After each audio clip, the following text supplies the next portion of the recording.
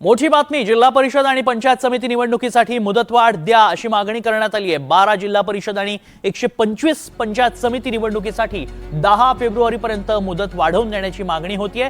राज्य निवडणूक आयोगाची सुप्रीम कोर्टात ही विनंती पाहायला मिळाली। राज्य निवडणूक आयोगाने सुप्रीम कोर्टात अर्ज दाखल केलाय। उद्या तातडीची सुनावणी घेऊन कोर्ट मुदतवाढ देतं का हे पाहणं महत्त्वाचं असेल।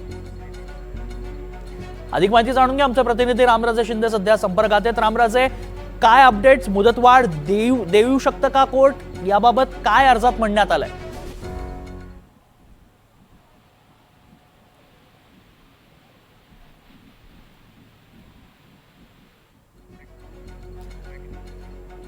रामराजे यांच्याशी आपण पुन्हा एकदा संपर्क साधण्याचा प्रयत्न करू, मात्र एक मोठी बातमी समोर येते। कोर्टाने 31 जानेवारी 2026 पर्यंत सगळ्या निवडणुका घेण्याचे खरं तर निर्देश दिले होते, मात्र 10 फेब्रुवारीपर्यंत मुदत वाढवून द्या अशी मागणी करण्यात आली आहे। राज्य निवडणूक आयोगाकडून सुप्रीम कोर्टात विनंती करण्यात आली आहे।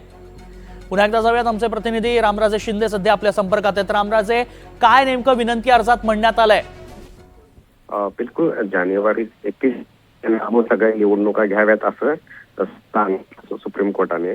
परंतु तेव्हा असा पण एक युक्तिवाद झाला होता की जर काही आपत्ती आली किंवा काही तांत्रिक अडचण आली किंवा कोणत्या तयारीसाठी निवडणूक आयोगाला वेळ हवा असेल तर तो दिला जाऊ शकतो। आणि म्हणूनच आता निवडणूक आयोगाने सांगितलेलं आहे की महापालिकेच्या निवडणुकीच्या नंतर लगेच जिल्हा परिषदेचे घेणं थोडंसं कठीण आहे आणि काही कालावधी जो आहे तो वाढवून द्यावा।